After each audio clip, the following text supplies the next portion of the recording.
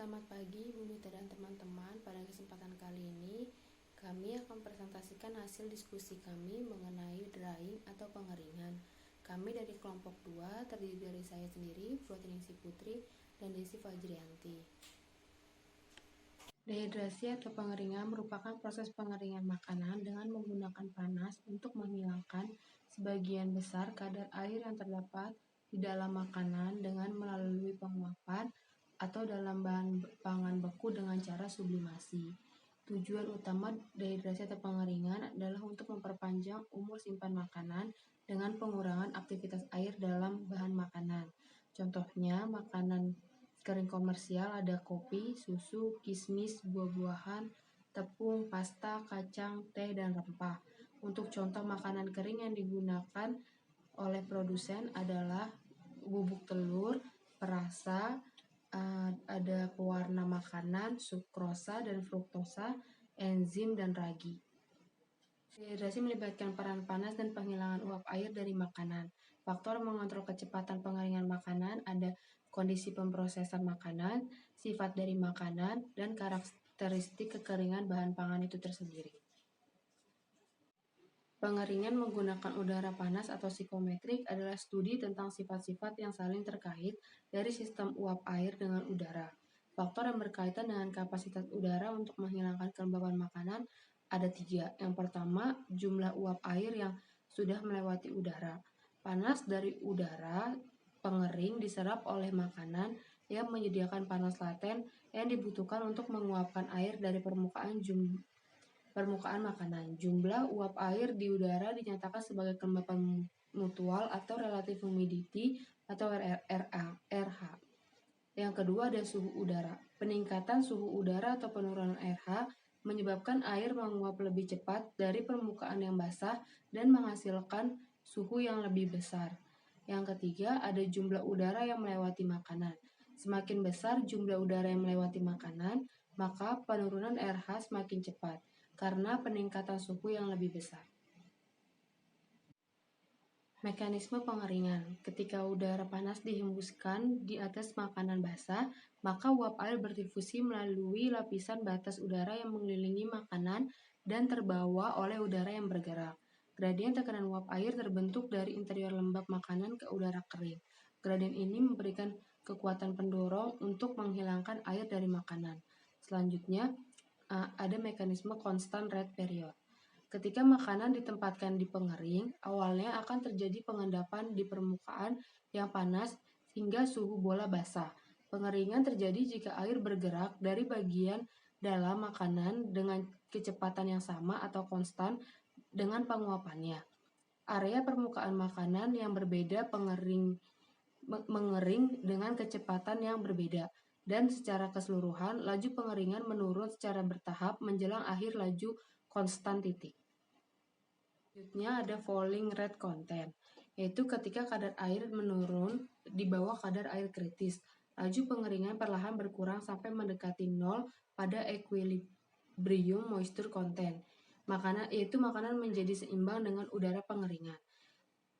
Makanan non-higroskopis memiliki periode laju penurunan tunggal.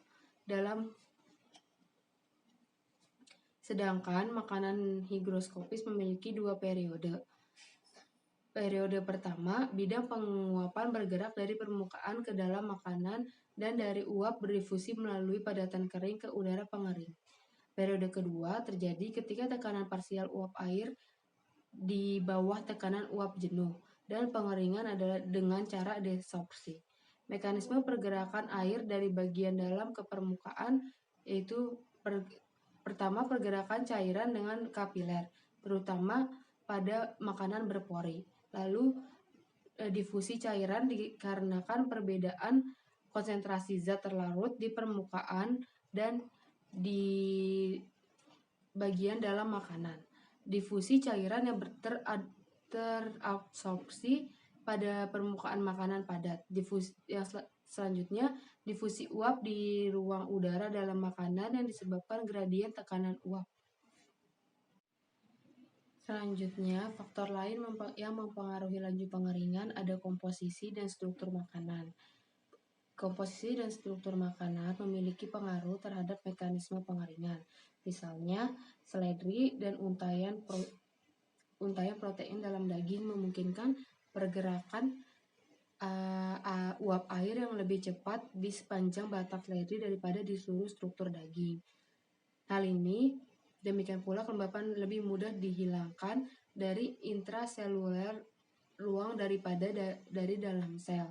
Pecahnya sel dengan balancing atau pengurangan ukuran meningkat kecepatan pengeringan tetapi dapat mempengaruhi tekstur produk terrehidrasi. Selain itu, konsentrasi tinggi zat terlarut seperti gula, garam, pati, dan lain meningkatkan viskositas dan menurunkan aktivitas air, dengan demikian mengurangi laju dari gerakan kelembapan. Yang kedua, ada jumlah makanan. Penggunaan bahan makanan sebaiknya tidak melebihi kapasitas pengeringan, karena pengeringan lebih cepat terjadi dengan jumlah makanan yang lebih sedikit. Selanjutnya ada peralatan.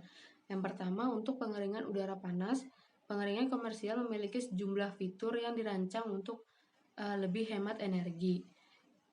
Selanjutnya ada pada pengeringan bin dryer atau tempat pengeringan memiliki kapasitas tinggi, modal dan biaya operasional rendah, dan terutama digunakan untuk penyelesaian setelah pengeringan awal di jenis pengeringan lainnya.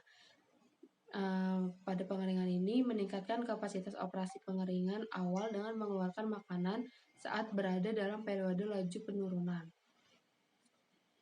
Selanjutnya untuk kabinet dryer atau pengeringan baki, ini terdiri dari lemari berinsulasi yang dilengkapi dengan jaring, dangkal atau nampan berlubang, yang masing-masing berisi lapisan tipis makanan. Udara panas dihembuskan pada 0,5 sampai 5 ms melalui sistem saluran dan penyekat untuk meningkatkan distribusi udara yang seragam di atas atau di setiap baki. Selanjutnya ada tunnel dryer atau pengeringan terowongan, di mana lapisan makanan dikeringkan di atas nampan yang ditumpuk di truk yang diprogram untuk bergerak semi-kontinu. Melalui terowongan berinsulasi ini. Lalu memiliki satu atau lebih jenis aliran. Biasanya terowongan 20 meter berisi 12-15 truk dengan total kapasitas 5.000 kg makanan. Di slide berikutnya ada lanjutan dari peralatan. Yang kelima ada pengeringan konveyor. Pengeringan yang cepat dan suhu produk yang rendah menghasilkan produk berkualitas. Udara panas dihembuskan melalui lapisan makanan dan gerakan konveyor mencampur dan mengubah makanan untuk membawa permukaan baru secara terus-menerus ke dalam kontak dengan udara pengering. Dan ini memberikan waktu bagi uap air untuk berpindah dari bagian dalam potongan ke permukaan yang kering. Kelembapan permukaan kemudian dengan cepat diuapkan ketika makanan kembali bersentuhan dengan udara panas. Pengering ini memiliki tingkat pengeringan yang tinggi, efisiensi energi yang tinggi, kontrol yang baik, dan kerusakan panas yang minimal pada produk. Yang keenam ada pengeringan unggun terfluidasi. Fitur utama dari pengeringan unggun terfluidasi adalah distributor untuk mendistribusikan udara secara merata pada kecepatan yang seragam di sekitar unggun material. Ruang pleno di bawah distributor untuk menghasilkan wilayah udara yang homogen dan mencegah kecepatan tinggi.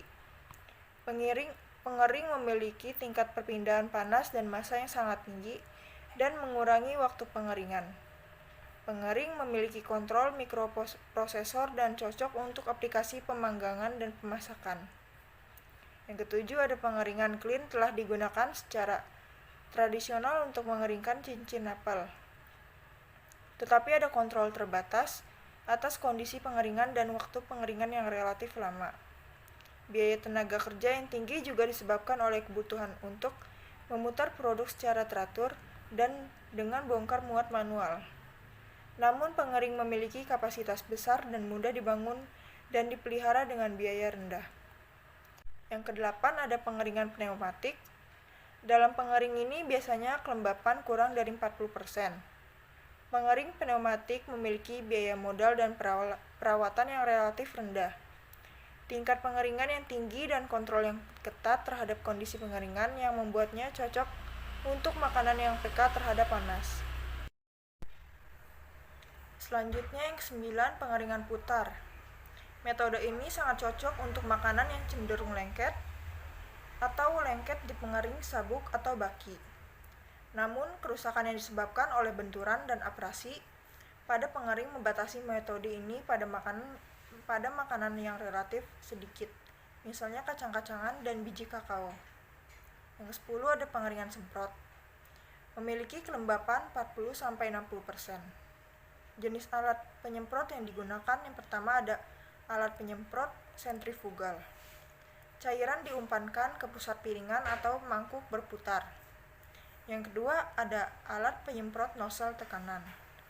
Cairan dipaksa pada tekanan tinggi melalui lubang kecil untuk membentuk ukuran tetesan 180-250 meter. Alur di bagian dalam nozzle menyebabkan semprotan membentuk bentuk kerucut dan oleh karena itu menggunakan volume penuh ruangan pengering. Yang ketiga ada alat penyemprot nozzle dua cairan. Udara terkompresi menciptakan turbulensi yang mengatomisasi cairan. Tekanan operasi lebih rendah dari nozzle tekanan, tetapi rentang ukuran tetesan yang lebih luas dihasilkan. Yang terakhir ada alat penyemprot nozzle ultrasonik.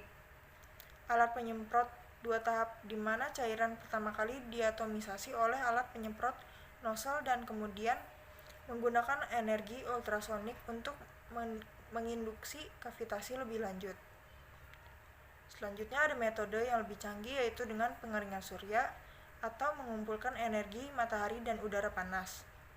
Pengeringan tenaga surya dibagi menjadi yang pertama ada pengeringan sirkulasi alami langsung atau gabungan kolektor dan ruang pengering. Yang kedua ada pengeringan langsung dengan kolektor terpisah. Pengeringan dengan matahari merupakan teknologi murah yang sederhana baik dari segi modal dan biaya operasi. Tetapi kelemahannya, tingkat pengering yang lebih rendah daripada pengering buatan. Karena pengeringan surya bergantung pada cuaca dan waktu, sehingga membutuhkan tenaga kerja yang lebih besar. Keuntungan dan kelemahan aliran udara. Yang pertama itu paralel. Kelebihannya pengeringan lebih cepat, lebih sedikit risiko makanannya rusak, dan tidak ada pembusukan. Kelemahannya kadar air tinggi karena udara lembab.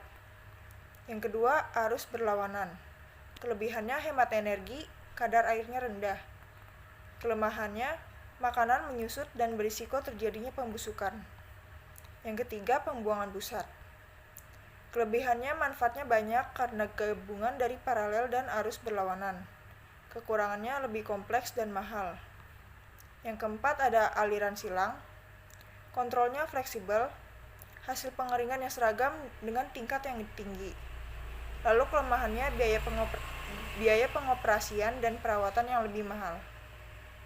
Di slide berikutnya ada pengering permukaan yang dipanaskan. Yang pertama ada pengering drum, yaitu makanan kering disebarkan secara merata di atas permukaan.